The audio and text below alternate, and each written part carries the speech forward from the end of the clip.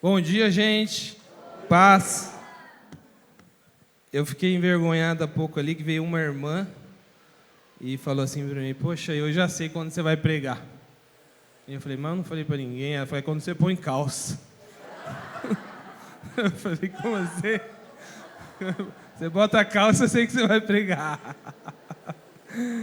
Mas esse cuidado, gente, é porque a gente não pode fazer as coisas de Deus de qualquer jeito. Não que vir de bermuda aqui é menos honroso, mas a gente precisa ter zelo nas coisas de Deus, amém? Então, para mim é uma alegria estar aqui com vocês. Um grande desafio, porque quem me conhece sabe que eu sou tímido. Sou mais tímido que a Eloíde. Mais do que o Jair também. O Jair tem mais facilidade do que eu. Eu sou muito tímido. Eu queria ler um texto com vocês aqui. Nós estamos, se você puder ir abrindo sua Bíblia lá em Êxodo 3. Êxodo 3, o versículo é o 15. Nós estamos aqui falando sobre Atos. Atos 29, amém? Que somos todos nós aqui. E é sobre isso que a gente vai falar um pouco hoje aqui. Abriram aí Êxodo 3? Posso ler? Está ali. Disse também Deus a Moisés: diga aos israelitas: o Senhor, o Deus dos seus antepassados, o Deus de Abraão, vai gravando aí, gente, o Deus de Isaque e o Deus de enviou-me a vocês. Esse é o meu nome para sempre, nome pelo qual eu serei lembrado de geração em geração.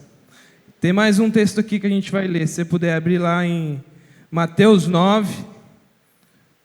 A gente é um texto um pouco longo, mas é importante a gente lê-lo inteiro aqui. Mateus 9, de 1 a 13. Vai estar aqui também para vocês acompanharem. Diz a palavra: Jesus entrou num barco, voltou para o lado oeste do lago e chegou à sua cidade. Então algumas pessoas trouxeram um paralítico deitado numa cama.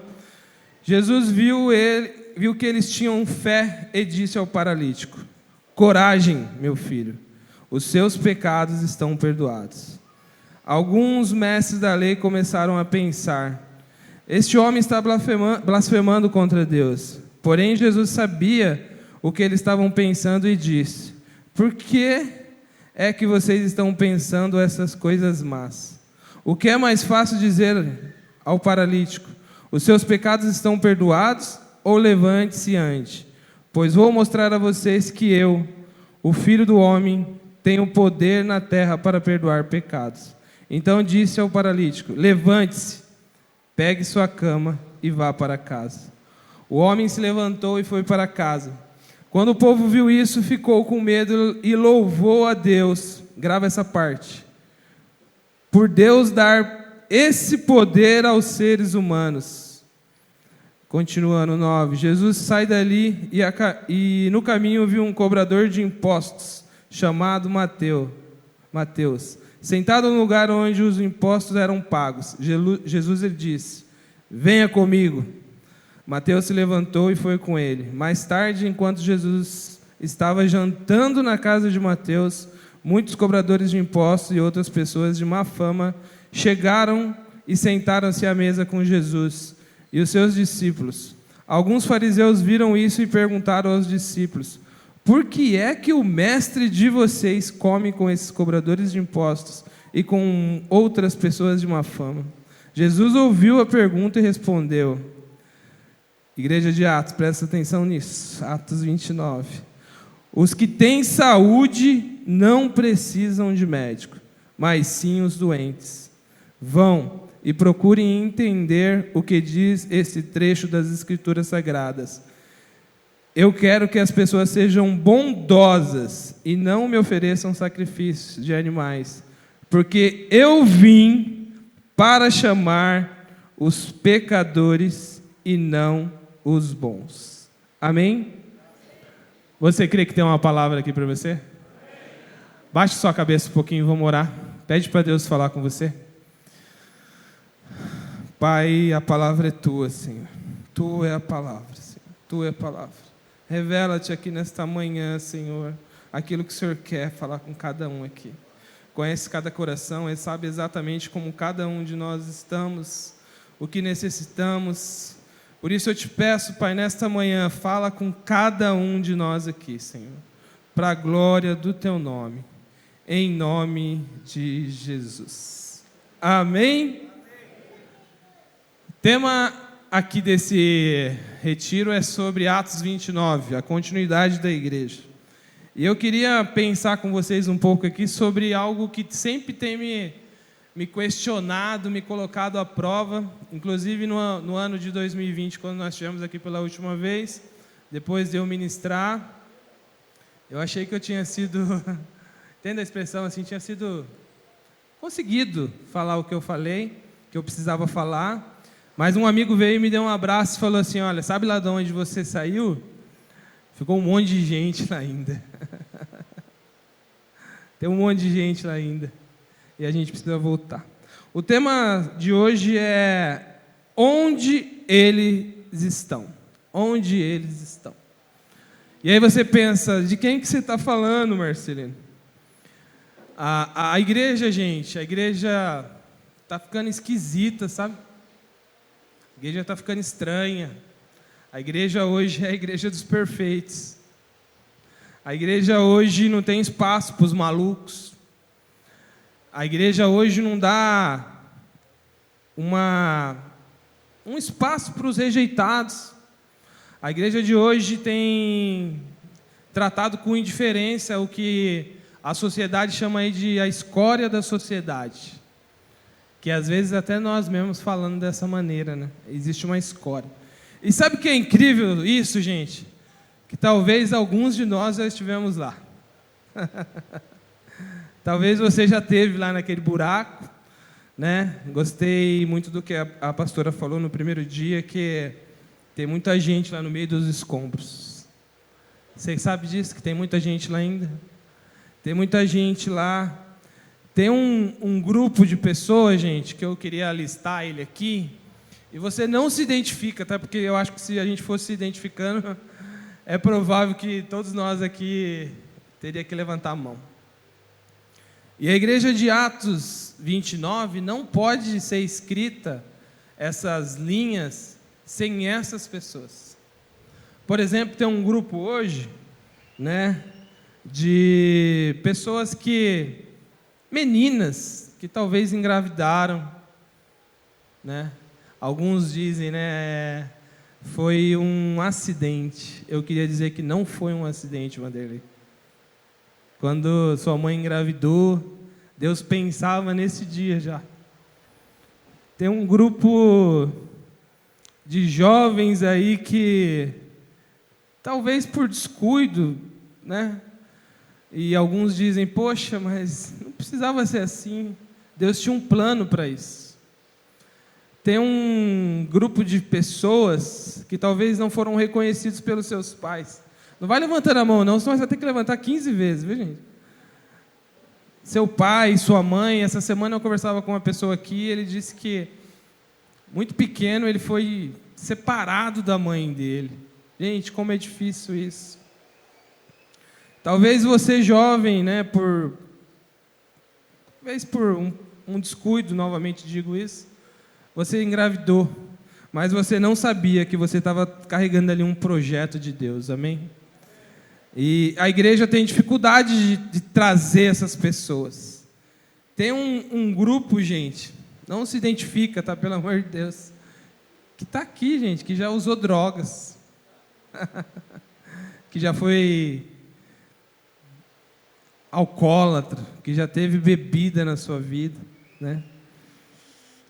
Tem um grupo aqui de gente que já andou com uma galerinha meio esquisita, sabe? Uma galerinha meio estranha. Daqui a pouco eu vou falar para vocês um cara que era muito amigo do meu irmão e estava em casa muitas vezes.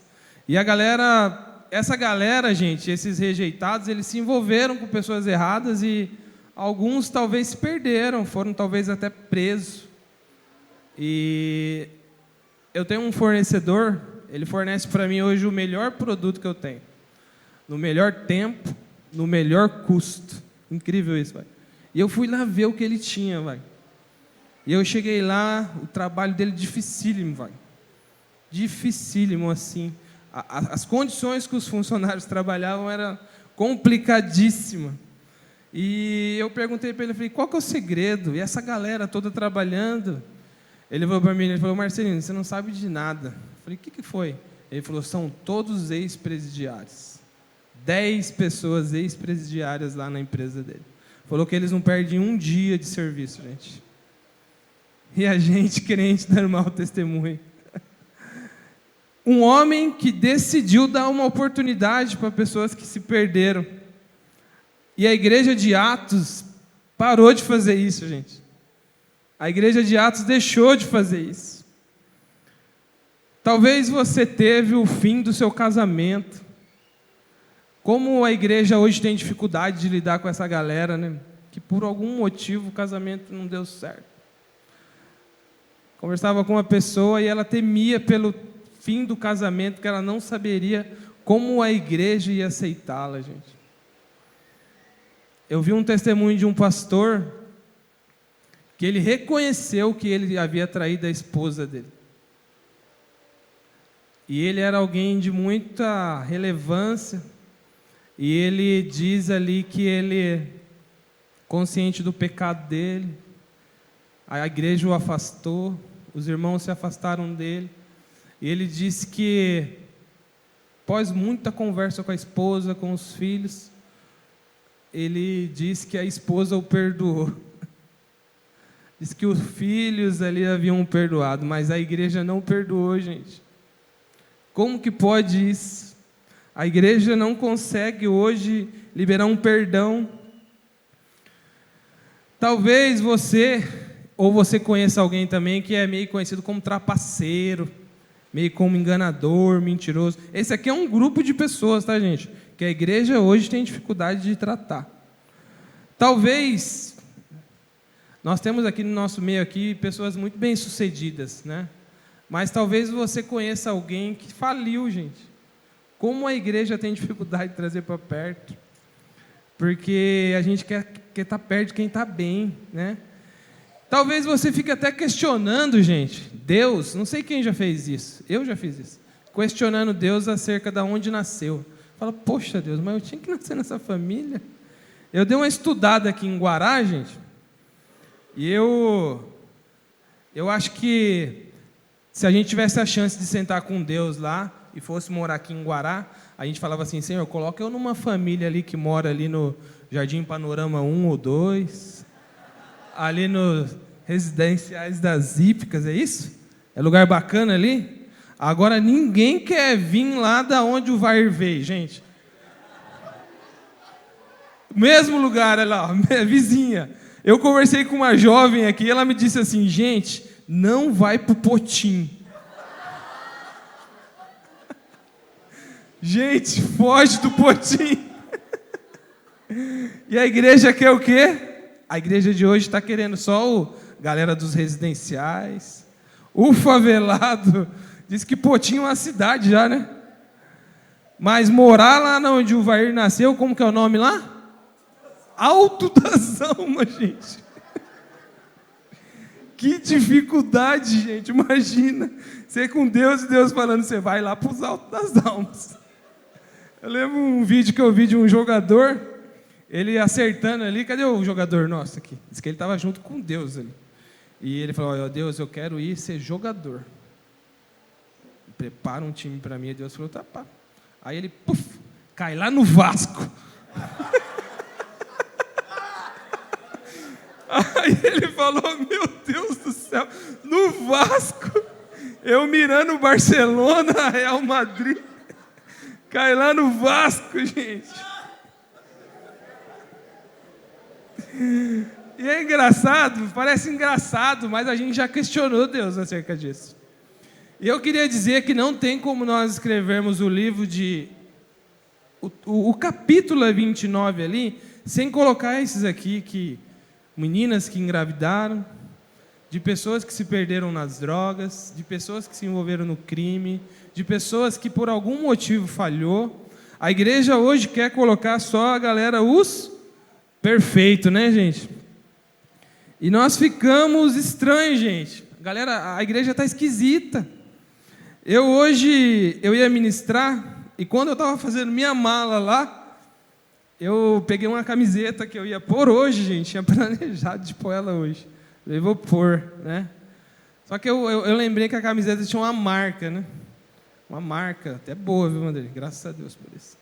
Só que eu falei, poxa, eu vou falar exatamente sobre isso, então eu vou pôr a camisa do resgate, né, gente? Que é isso que Jesus fez com a gente. Ele nos resgatou. E a gente começa a querer andar só perto dos top. Eu conversava com uma pessoa e ela disse para mim, eu falei, quem está perto de vocês? Ela falou, olha, quando a gente estava bem, tinha um monte de gente. Mas a hora que o negócio apertou, a igreja me abandonou. A igreja me deixou.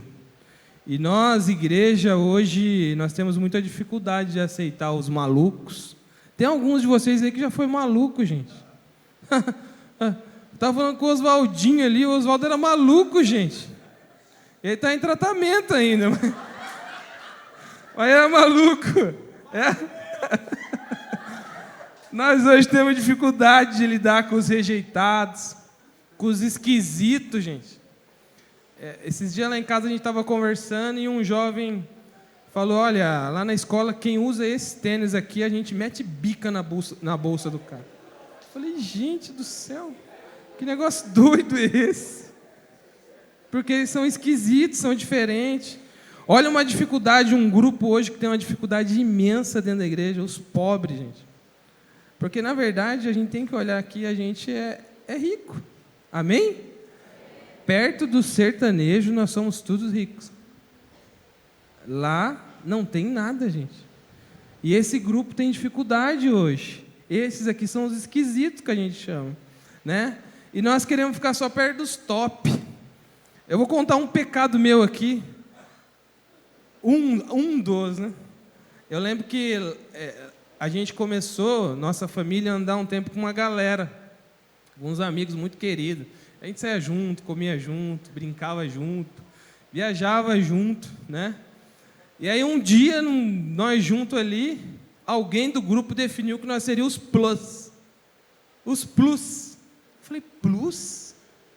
Ela falou, agora nós somos os plus da Carisma. Aí fizemos um grupo, gente, e chamou o grupo lá que a gente tinha de Os Plus. E eu falei, misericórdia, gente. Da onde eu saí, daqui a pouco eu vou contar, e agora eu virei os plus. Sai de mim isso em nome de Jesus. A igreja hoje tem feito muita acepção de pessoas, gente. Muita acepção de pessoas. A gente nega isso, mas a gente tem feito muita acepção. A gente quer estar perto dos top, dos bonitos, dos cheirosos, dos feios, dos pobres, dos mancos, gente. A gente não quer estar perto. Os rocos, né, Vicente? Ninguém quer estar perto do roco. A gente leu aqui o texto de Êxodo, né? O meio dele diz ali, né? O Senhor, o Deus dos seus antepassados. O Deus de Abraão, o Deus de Isaac e o Deus de Jacó.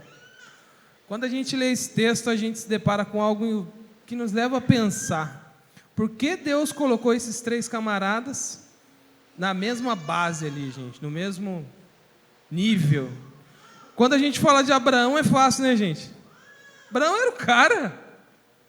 Abraão, a Bíblia chama ele de amigo de Deus. Mano, será que o cara era fraco? Amigo de Deus. Outra característica do Abraão, pai da fé, gente. Que fé que aquele cara tinha. Ele era um líder nato. Ele foi um cara muito obediente. Abraão era top, gente. Abraão era próspero, rico. A Bíblia diz que ele chegou num determinado local que nem a terra conseguia mais atender o tamanho da riqueza dele e de uma outra pessoa que estava com ele. Abraão era fiel. Aí você pega o outro cara que a Bíblia diz aqui, o tal do Isaac. Vocês sabem quem foi Isaac, gente? Isaac era o filho da promessa. O Isaac, ele era a resposta de 100 anos de um casal. Será que ele era fraco, esse cara? Isaac era obediente. Alguns estudiosos dizem que Isaac, ele é comparado, lógico que ele é um personagem lá do Antigo Testamento, ele é comparado a Jesus Cristo, Porque Jesus carregou a cruz dele, certo? Cruz que ele ficou pendurado. Isaac levou a lenha que ele ia ser queimado, gente. Que cara era esse? Né? Isaac era um cara que honrou o pai dele. Ele voltou ali e reabriu todos os poços. E mais ainda, Isaac era top, gente. Mas e o Jacó? Jacó era esquisito. Era ou não era? Quem conhece a história de Jacó? Levanta a mão. A Bíblia diz que Jacó nasce puxando o pé do irmão. Pé do irmão puxando. Jacó, a Bíblia diz ali que ele era mentiroso, gente. Trapaceiro. Enganador. E aí eu penso, por que Deus colocou ali ele no mesmo nível ali de Abraão, de Isaac? É porque Deus sabia, gente, que em você e em mim tem muito de Jacó. Amém? Você não precisa falar não, mas tem muita gente mentirosa aqui, gente. Tem muita gente que já quis levar vantagem dos outros. E a grande pergunta que eu faço, que eu fico pensando, é por que Deus associaria o pequeno Jacó ali dentro desse contexto? É porque nós somos também muito parecidos com eles. E é por isso que eu penso, gente, que Jacó, muito provavelmente, nesse tempo de hoje, ele teria dificuldade entre nós. Você acha que o Jacó ia estar na banda aqui, gente? Você acha que o Jacó ia ser líder de casais lá, Wito? Será que o Jacó sentaria com um dos nossos filhos e aconselharia ele? Sabe por quê? Porque a gente faz acepção. E Deus não olha do jeito que a gente olha. Deus, ele enxerga de uma maneira diferente. Eu queria contar um pouquinho do que eu vivi, do que eu sou, né? Eu não dá para contar tudo, porque o Vanderlei falou que eu só tinha 1h30, então eu tenho que ser rápido. Mas deixa eu falar para você, você acredita que o 15º filho de uma família, isso mesmo, o 15, foi planejado? Você acha que a mamãe, lá, depois de 14 filhos, sentou com o pai e falou, vai vir agora o 15º? Não fui planejado, gente. Não fui planejado. É isso, eu sou o filho 15 lá de casa. Filho 15. Acho que a mãe começava, número 1, ela estava cansada quando ela falava no 15 já. Eu perdi minha mãe, gente, muito pequeno. 4 anos e meio de idade eu perdi minha mãe.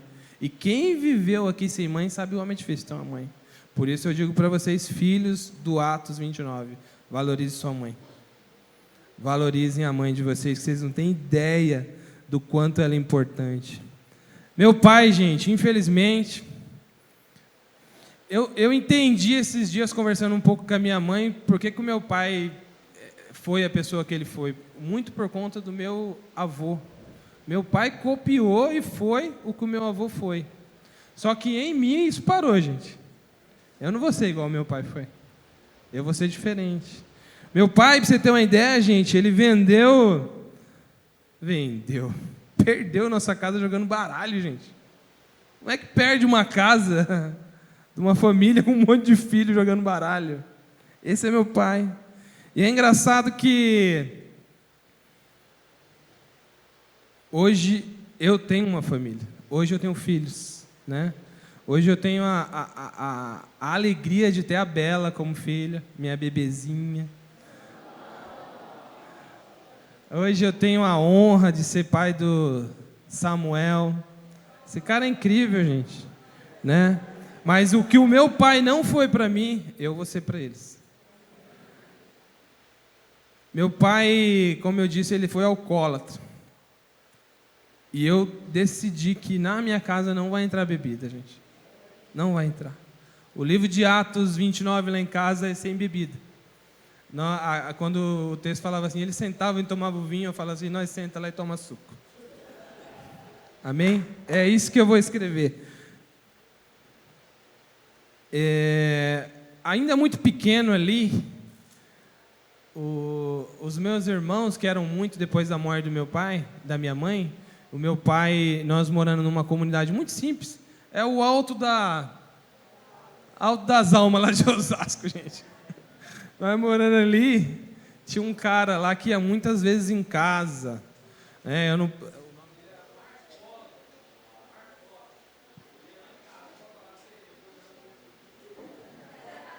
Esse cara ia lá em casa, ele sentava com meu irmão, fazia negócios, gente. Fazia negócios. Essa é a vida que eu nasci. Quantas vezes eu lembro, a gente morava num barraquinho, que era tipo uma ilha, rapaz. Tinha um rio aqui, outro rio aqui, era o nosso barraco. Quantas vezes eu lembro que a gente morava nesse barraquinho, era 2,5 por 2,5 cada cômodo. Aí era o cômodo do meu irmão, que cabia uma cama e um guarda-roupa. Morava meu irmão, minha cunhada, meu sobrinho e eu. Eles dormiam no quarto e eu dormia debaixo de uma mesa, gente. É assim, eu estava debaixo de uma mesa. Quantas vezes eu lembro que e era a porta assim, bem pertinho, eu acordava assim, tinha um coturno na frente, assim, era a polícia procurando os meus irmãos. Quantas vezes eu vi isso acontecer em casa? Eu morei muitos anos num barraquinho, gente. Eu não tenho vergonha nenhuma de falar isso para vocês, né? Nosso barraco era todo troncho. Eu lembro que a gente construiu nossa casa assim de alvenaria por fora do barraco. Vocês não sabem que vocês nunca foram pobres, né, gente? Tem gente aqui que nem sopa come. Mas sabe o que é engraçado, gente? Mesmo eu ter morado nesse barraquinho, hoje eu tenho a oportunidade, eu falo isso para a glória de Deus, tá, gente? Hoje eu tenho a oportunidade de fazer parte de uma equipe que tira as pessoas de barraco. Hoje eu, junto com um monte de amigos... Cadê meu amigo? Deixa eu olhar só para ele. Cadê ele? Não estou achando ele. Não vou achar ele aqui. Hoje a gente tira as pessoas do barraco. Eu fui numa obra que a gente estava fazendo esses dias, e um senhor de 1,50 m assim, falou para mim assim: por que vocês fazem isso? Por que vocês estão fazendo isso? Eu falei: porque nós somos a igreja de Atos 29. Nós somos a igreja que vai mudar, uma igreja que salva. Então aquele que morava num barraco, hoje, para a glória de Deus, tira as pessoas do barraco. Amém? E assim será sobre a sua vida. Eu tive companhias dificílimas, complicadíssimas. Eu vivi num mundo complicado, né? Andei com aquele cara que eu acabei de falar para vocês aqui e muitos outros piores. Fui até amigo do Luiz, gente. Cadê o Luiz? O Luiz era meu amigo. Ele lembra disso. Hoje eu sou amigo do Vanderlei, gente. O Vanderlei lembra de mim, mano. Fala assim: ó, vou te arrumar 10 vagas para você vir. Eu falei: 10? Ele falou: 10. Aí eu vou pedindo, vai aumentando, vai aumentando. Hoje esse é meu amigo. Hoje Deus me dá a oportunidade de andar com o Vicente, gente. E é engraçado ter um tratamento de Deus aí, porque só tem palmeirense perto de mim. Misericórdia, gente. Eu tive a chance, gente, de muito novo ali me tornar traficante. Eu já falei isso para vocês aqui na outra vez que eu falei. Eu lembro que 12 anos eu comecei a trabalhar. E eu fui Juquinho, guardinha mirim. Em Guará tem guardinha mirim? Tem, né? A gente ganhava acho que R$63 por mês, gente. Mas para mim aquilo era uma alegria, porque eu não tinha nada. E um dia uma pessoa lá do meu alto das almas aí, falou assim: meu, se você vender droga hoje aqui, ó, você vai ganhar um dia o salário do seu mês. E eu falei: não, eu vou trabalhar. Então, esse é o mundo que a gente viveu. E engraçado que fui tão aliciado quando era jovem, e eu confesso a vocês que eu caí porque eu não tinha muita personalidade. Hoje eu tenho a chance de aconselhar jovens, gente. Como pode aquele que não tinha ninguém perto para aconselhar, hoje aconselha? É isso que Deus faz com a gente. Deus pega aquilo que você não teve e te dá para que você possa fazer. Isso é o que Deus faz com a gente. Eu não tinha escrito essa linha aqui, mas na ministração da pastora, eu fui lá e adicionei mais essa linha. Eu não tinha casa, igual eu disse para vocês, eu não tinha família, igual eu disse para vocês, mas Deus me deu uma família, Deus me deu uma casa, Deus me deu amigos, e nós começamos lá em casa um grupo caseiro também, há bastante tempo isso atrás. No começo era só a Cláudia, eu, a Bela e o Samuel, porque ninguém ia, gente. A gente abriu e falou, ninguém vai. Mas a gente continuava orando. Hoje a gente conseguiu ter lá uma galera. Mas o que eu queria falar para você, hoje quando a gente se reúne lá em casa e senta e faz um louvor, aí depois o Robinho faz um pão com manteiga lá para a gente come. E na pandemia a gente parou com isso, né? E eu moro, gente, é pequenininha a casa, tem colchão furado e tudo lá. O Fábio sabe do colchão furado, né, Fábio? Perdão. Mas é uma casa que Deus me deu. E no grupo a gente fazia sempre assim. E a minha casa é pequenininha, gente, a casinha geminada, sabe? Eu sempre ficava com medo de incomodar o meu vizinho. Porque eu falava, puxa vida, você vai fazendo barulho, às vezes a pessoa não gosta. E a minha vizinha da direita, gente, não gostava da gente. Ela xingava a gente lá por fora, assim, não sei o que lá. E eu ficava chateado, sabe? Na pandemia, um dia eu estou lá limpando meu quintal. É o jardim do camarada lá, que é pequenininho. Eu limpando, aí ela veio, a minha vizinha. Essa minha vizinha, ela já teve muitos câncer, né? Câncer vai, ela trata, volta. Já sofreu muito cansada. E aí ela falou, Marcelino, ai meu Deus do céu, o que ela vai falar? Vai brigar comigo. Ela falou assim, você não está fazendo mais grupo? Eu falei, não pode, a igreja falou que a gente tem que dar uma segurada por causa da pandemia. Ela falou, eu queria te contar um negócio. Eu falei, pode falar.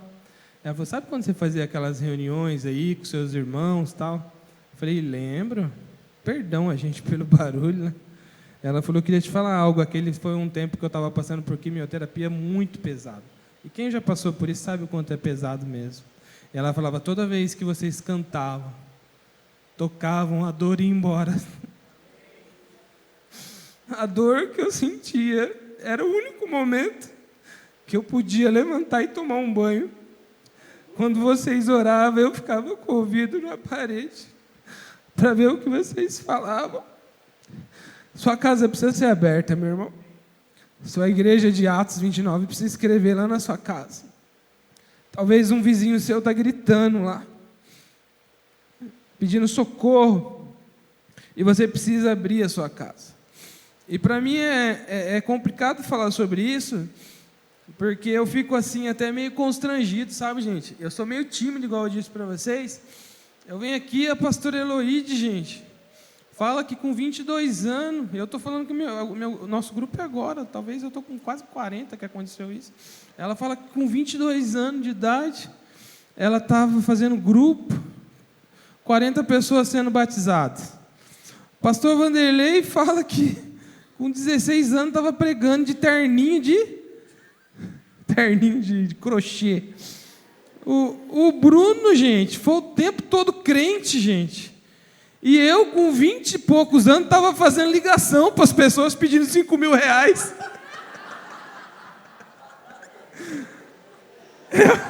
Foi o Bruno, foi eu que liguei para você, Bruno. Você imagina, gente?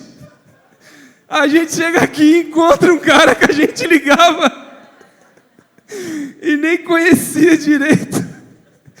E falava para ele, você ganhou um prêmio. Mas essa é a minha história. Mas há tempo. E Deus pode mudar. Deus tem condição hoje de mudar a minha história. Como Ele fez comigo, Ele pode fazer com você. E pode fazer com alguém, talvez, que você venha na sua mente. Eu lembro que eu ouvi dos meus tios, assim, sabe? Tios próximos, gente. Falava assim, vai no mesmo caminho dos irmãos dele. Não vai passar de 20 anos. Eu quando eu era mais novo, eu era meio bravinho, sabe, gente? Quem já foi bravinho aí, nervoso? Marcinho, levanta a mão. Eu era bravo, gente. Queria brigar, toda semana brigava. Se eu fosse pro campo e não brigasse, né, Luiz? Luiz que separava as brigas. E aí eu me converti, casei. Você é louco. Então um dia lá no shopping, véspera de ano novo, gente, shopping lotado, não tinha vaga para encostar. E anda para lá, e anda para cá. E eu era bravo, hein? Aí cheguei, mano, quase uma hora andando, gente. A Cláudia com o Samuel, a Bela pequenininha, o Samuel pequeno dentro do carro. Aí cheguei, uma pessoa estava saindo, sabe? Falei, vou guardar. Falei, sai. Aí ele demorou uns 10 minutinhos e eu esperando ali. Aí o cara saiu assim, ó. Entrou um carro com tudo. Gente do céu. O que eu fiz? Sai, fui procurar outra vaga. A Cláudia falou, você não vai fazer nada. Falei, eu não. Se eu sair daqui, ele bate em mim, fica com a minha vaga ainda. É melhor eu não fazer isso. É melhor eu correr. Porque o cara bravo, gente, quando ele é mudado, ele é tocado, ele muda. Ele não é mais bravo. Ele vai jogar bola, e eu gostava muito de jogar bola. Eu não entro mais para ganhar ali, eu entro para brincar só para passar um tempinho. Tem um texto em Jeremias 29, 11, de 11 a 14.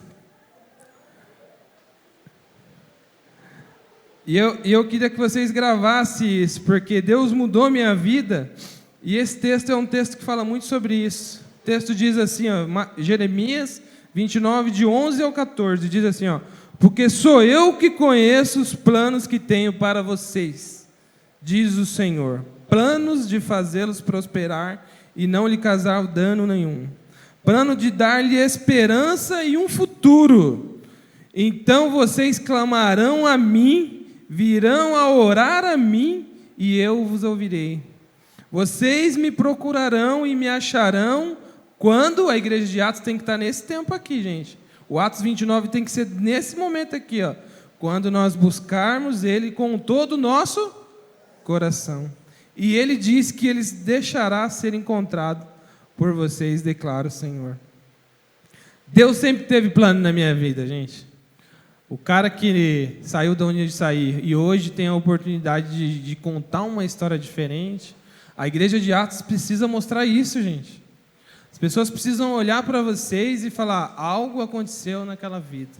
Aquele menino que tomou o tapa na orelha, se fosse hoje, né, o Hulk ia querer levantar de novo, né, mãe?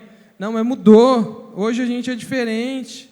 Deus tinha planos para a minha vida. Deus tem plano para a vida de cada um de vocês aqui. Vocês creem nisso? Amém? Deus tem, gente. E Deus, Ele tem pressa nisso. Esse momento que a igreja está vivendo é um momento dificílimo, perigoso, gente. A gente está correndo risco. A gente precisa acordar. Eu não tinha nada, gente. Hoje eu consigo dividir o muito que Deus me deu. Eu não tinha ninguém para me ouvir. Hoje Deus me deu a oportunidade de servir no Ministério de Jovens e poder aconselhar jovens. Eu aprendi, gente, que eu sou a resposta da oração dos outros. Fala para você mesmo assim, eu sou a resposta das orações dos que estão clamando. Tem gente que clama por algo, gente, e é você que vai dar esse suporte, é você que vai dar essa palavra, é você que vai dar esse respaldo.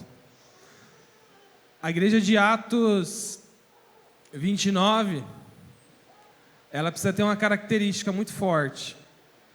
E isso é importante para nós, porque isso perdeu-se um pouco hoje.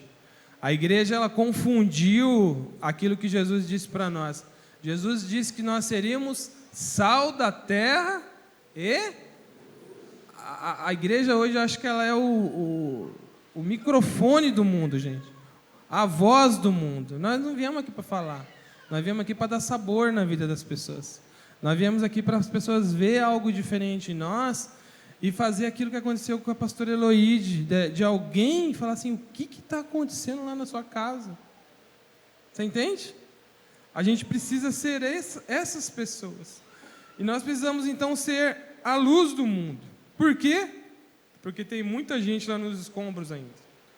Tem muita gente lá que estão soterrada, gente. Assim como eu tive a chance. Eu me lembro que um momento muito difícil da minha adolescência ali, que eu estava dando muito trabalho para o meu irmão, um homem decidiu me levar lá para a casa dele e investir na minha vida. Esse homem tinha 3 meninas, 3 filhas mulheres, e ele me levou para a casa dele e ministrava a minha vida. Ele me deixava lá, ele confiou em mim, ele investiu na minha vida. E eu hoje não posso deixar de fazer isso, porque eu fui muito ajudado, gente. Quem foi muito ajudado precisa ajudar. Sabe aquele presentinho que você ganhava lá de Natal? Hoje você é a resposta do Natal de algumas crianças.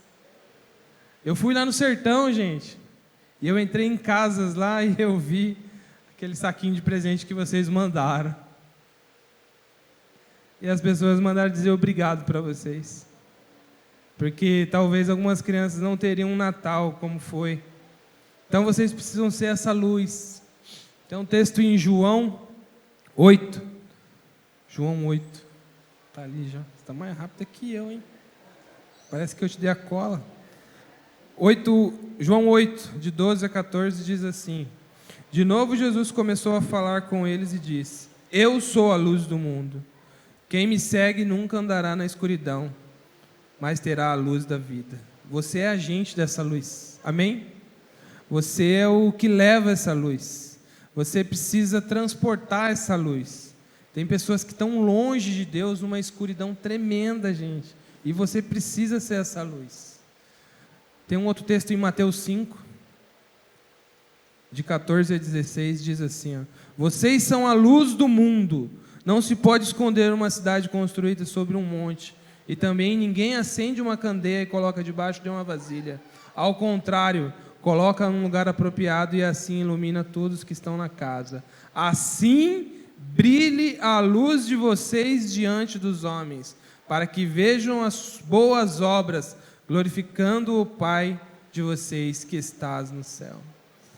Quando você brilha, Jesus automaticamente brilha também, amém? Porque vocês são as mãos nessa terra aqui de Jesus. Vocês são os pés. O Atos 29 vai ser escrito através de você. E eu queria te perguntar, o que você está escrevendo? Foi dito aqui ontem, né? Acerca de um momento, a igreja vivia um momento tão incrível. Ali, Atos narra isso, diz que Paulo e Pedro estavam tão cheios de Deus, que eles saíam pregando e não sei o quê, e aí tinha locais que eles não conseguiam ir, os discípulos deles pegavam lenços dele, levavam para as pessoas eram curadas. A Bíblia narra ali que Pedro andava e a sombra de Pedro passava, só que aí um cara achou que ele era bom, falou assim, não, eu vou fazer igual. Só que aí ele foi confrontado, foi dito para ele assim, ó, Jesus eu sei quem é, Paulo eu já ouvi falar, mas e você? A Bíblia diz ali que esse cara tomou uma surra do demônio, gente. Por quê? Porque ele achou que ele era quem ele não era.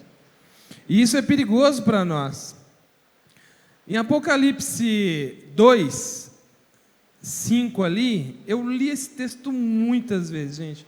Quase toda vez que eu tenho a oportunidade de falar, eu falo sobre ele. Mas eu sempre prestei muita atenção na parte A do texto, que diz assim, né, ó: Lembre do quantos vocês caíram, arrependam-se do pecado e façam o que vocês faziam no princípio. Isso aqui foi o que eu sempre falei. A gente precisava voltar onde a gente caiu. E aí eu comecei a prestar um pouco atenção na parte B aqui. A parte B diz assim, ó: Se não se arrependerem, eu virei e tirarei o candelabro de vocês. Gente, o Vair falou aqui agora de manhã aqui do candelabro, da importância do candelabro. Se a gente não fizer o que a gente precisa ser feito, vai ser tirada essa luz da gente. E tirar a luz, gente, é ficar na escuridão. Esse candelabro diz que quando essa luz é removida, sai de nós uma luz. E as pessoas não vão mais enxergar. Muitas vezes, gente, a igreja ela tem tomado assim uma postura errônea, que, em vez da gente ser o Atos de Deus, às vezes a gente é o Atos do inimigo, sabe? E a igreja tem tomado assim esse ponto aqui com uma tristeza muito grande, eu vou falar para vocês, que às vezes a gente vira meio que agente das trevas, sabe? E quando você faz isso? Quando você se posiciona de uma maneira equivocada, no sentido de você adotar uma postura que não é sua. Tiago fala sobre isso para nós. Tiago 4, de 11 a 12, diz assim, ó: Isso é um problema gravíssimo no nosso meio, gente. Nós temos que tirar isso aqui. O Wanderlei falou ontem sobre comunhão, e nós não vamos ter comunhão se esse ponto aqui estiver com a gente. Isso aqui precisa ser tirado, existe uma orientação de Deus aqui. O texto diz assim, ó, irmãos, não falem mal uns dos outros. Para de falar mal um do outro. Quem fala contra o irmão, o julga, e julga seu irmão, fala contra a lei e a julga. Quando você julga a lei, não está cumprindo, mas agindo como juiz. Você não é juiz, gente. A igreja hoje virou juiz, está julgando todo mundo. Quantas vezes eu fui julgado, gente? Eu era jovenzinho, 14, 15 anos, estava perdido, tá, gente? Eu vou falar isso para vocês logo, porque vocês vão saber por que a história são 15 anos perdido. Eu queria namorar com uma menina, num bairro bacana ali.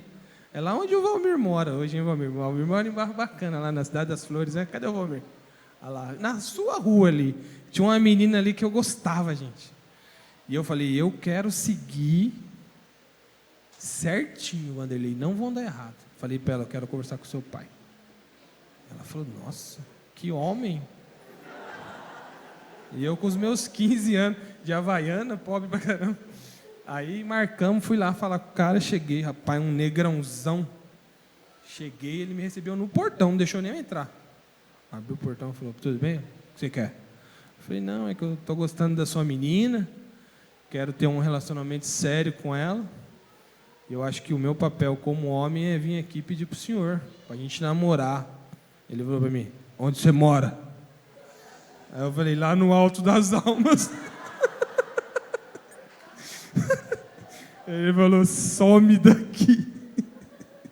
Some daqui que a minha filha não é para você. Isso é real, gente.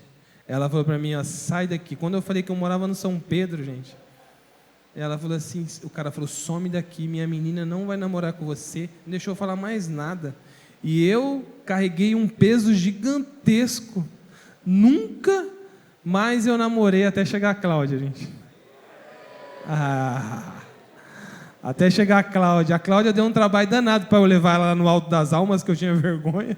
Falei, eu não vou falar que eu moro no Alto das Almas, não. Você entende? Há uma palavra que alguém me disse, com 15 anos, você não é para minha filha. E olha, gente, onde Deus me levou, hoje eu constitui família, hoje eu tenho uma oportunidade incrível na minha vida de fazer diferença na vida das pessoas.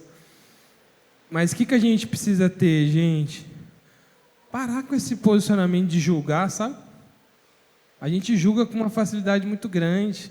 E é engraçado que a igreja é assim, né, gente? Para mim, misericórdia, né? Para mim, graça. Para o outro, juízo de Deus. Mão de Deus. A mão de Deus. E a gente precisa parar com esse posicionamento. E liberar, gente, um espaço para os malucos. Para os que moram lá na favela, para os pobres, para os necessitados. É importante a gente falar sobre isso. Deus tem levantado assim os improváveis. Talvez vocês são os improváveis. Talvez se a gente abrisse espaço, tivesse espaço aqui, todo mundo contaria o seu testemunho, e todo testemunho é válido para glorificar o nome do Senhor. Eu queria falar um pouquinho com os jovens aqui, os nossos jovens, o Atos 29, escrito por vocês, jovens. Existe um sonho muito grande no coração de vocês, acerca de onde vocês vão chegar, o que vocês querem, né? Eu vejo, a gente conversa com bastante jovem, e eles sempre falam, né? Poxa, existe tanto sonho, e eu quero viajar, e eu quero ir lá para os Estados Unidos, e eu quero ir lá para a Austrália, quero fazer um tempo de sofrimento lá no Canadá, né? E é gostoso, deve ser, eu não tenho nem blusa para ir para o Canadá, gente. E talvez você sonhe até em ser um missionário, né? E eu acredito que esses locais precisam de ter gente lá. Existe uma carência lá, de ter missionário lá. Mas você vai ser enviado lá, jovem, quando você for fiel um pouco. Amém? Quando você for fiel lá na sua casa, quando você for fiel naquelas coisas pequenas. Tudo começa assim, de uma maneira pequena, né? Daqui a pouco vocês jovens vão assumir a igreja aqui, amém? Daqui a pouco vocês vão fazer a agenda da galera, a gente vai fazer a agenda da igreja. E é legal vocês saberem que todas as vezes que vocês fazerem a agenda de algo, para Deus, você incluir um grupo de pessoas que eu vou falar aqui para você, tá bom? Não esqueça disso. Quando você fazer a agenda do ano da igreja, coloca que você vai fazer visitas em hospitais. Amém? Eu fiquei muito impactado, Gui, desculpa te expor. Quando eu lá de casa vi você com aqueles estudantes de medicina fazendo aquele trabalho na rua, com as pessoas em situação de rua, né? Como isso muda a vida das pessoas. Parabéns. Por mais ações como essa.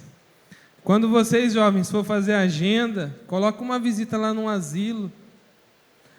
Vocês não têm noção, a pastora trouxe aqui ontem estatística para nós, eu devia ter trazido para vocês também a estatística de quantas pessoas estão em asilos, quantas pessoas estão em orfanatos, gente. Eu não vou pedir para você se identificar, mas você já foi num orfanato? Eu conversava com meu sócio ele adotou 2 crianças, e eu perguntei para ele, eu falei, quanto tempo demorou a adoção? Ele falou assim, Marcinho, tem uma parte administrativa ali que precisa fazer, que é normal, mas a adoção em si demorou 30 dias. Eu falei, 30 dias? Ele falou, 30 dias. E aí eu ouço, né, gente? Tem gente que está há anos na fila. Eu falei, mas o que aconteceu? Ele falou, não, porque eu quando fui adotar, eu não escolhi. Eu deixei ser escolhido. Eu adotei crianças grandes já. As pessoas entram numa fila de adoção, gente, querendo adotar um filho da cor do olho azul, com sangue nobre, belga. Não vai ter gente aqui. Você já foi num orfanato? O que está cheio de gente lá? E assim, é cada vez pior, gente. Se a gente pegasse, eu vi esse dado, gente, se a gente pegasse a fila de pessoas que querem adotar e a fila de pessoas que tem para adotar, não ficaria ninguém no orfanato. Você sabia disso? É maior o número de pessoas que querem adotar dos que estão para ser adotado. Mas o que eles querem? Eles querem algo que talvez não é o que tem que ser. Talvez os jovens precisam colocar na agenda de vocês o trabalho mais intenso com pessoas em situação de rua. Porque a igreja tem falhado nisso, gente. A igreja de Atos não pode escrever com culto, gente. A gente quer fazer culto, evento e vidas. E os que estão lá fora? E os que estão gritando?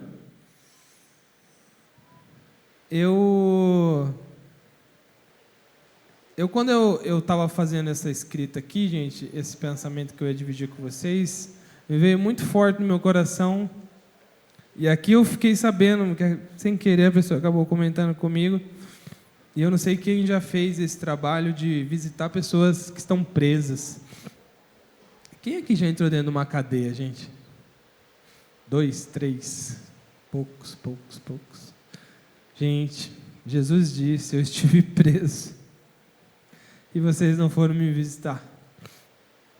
Eu estive nu, e vocês não me vestiram.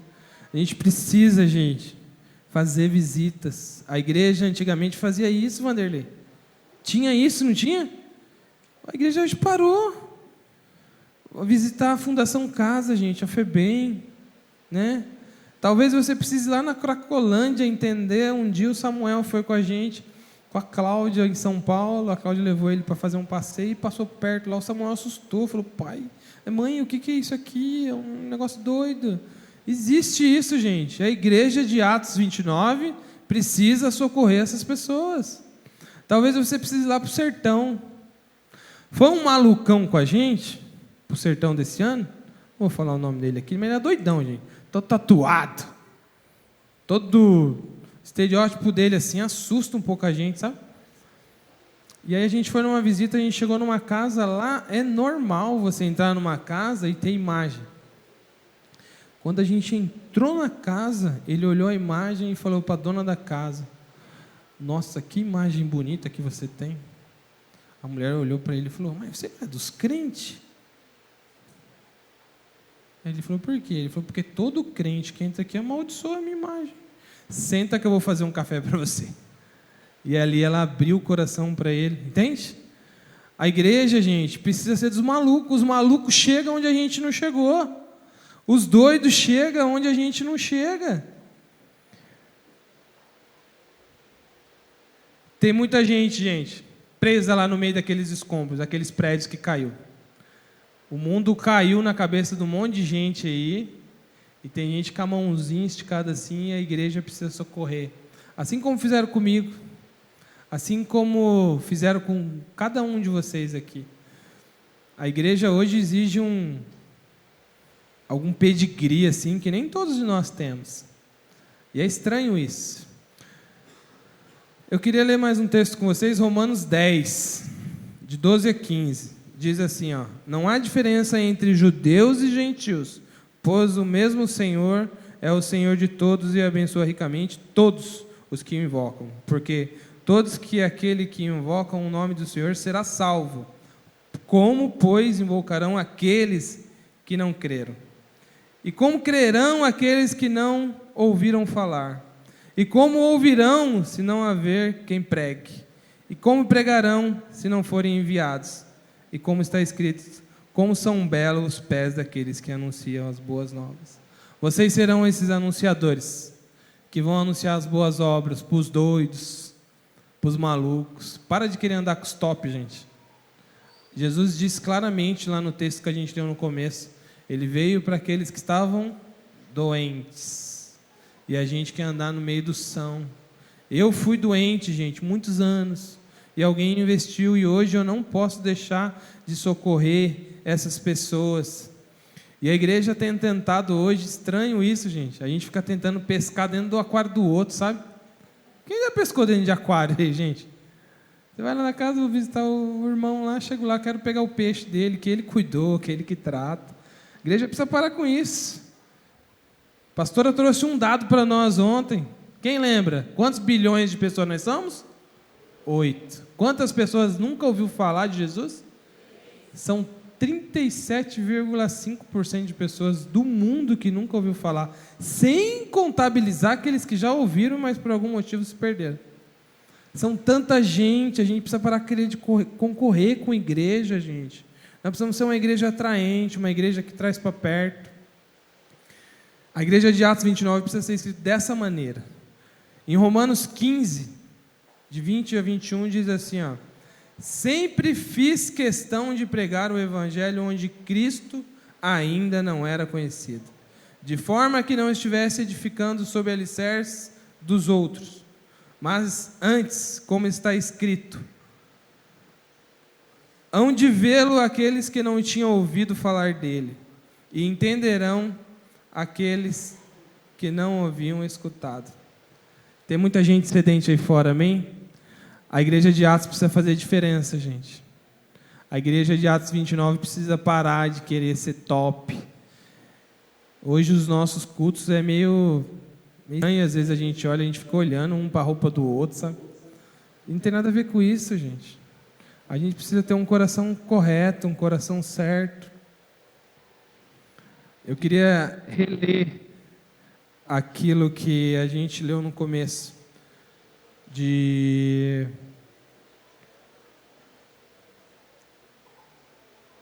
do texto, que diz assim, ó: os que têm saúde não precisam de médico, mas sim os doentes. Amém? Vão e procurem entender o que diz esse trecho da Escritura. Eu quero que as pessoas sejam bondosas. Igrejas do Ato 29, nós seremos bondosos. e não quero que eu me ofereça um sacrifício, porque eu vim para chamar os pecadores e não os bons. Onde eles estão, gente? Onde estão os perdidos? Onde estão os esquecidos? Onde eles estão?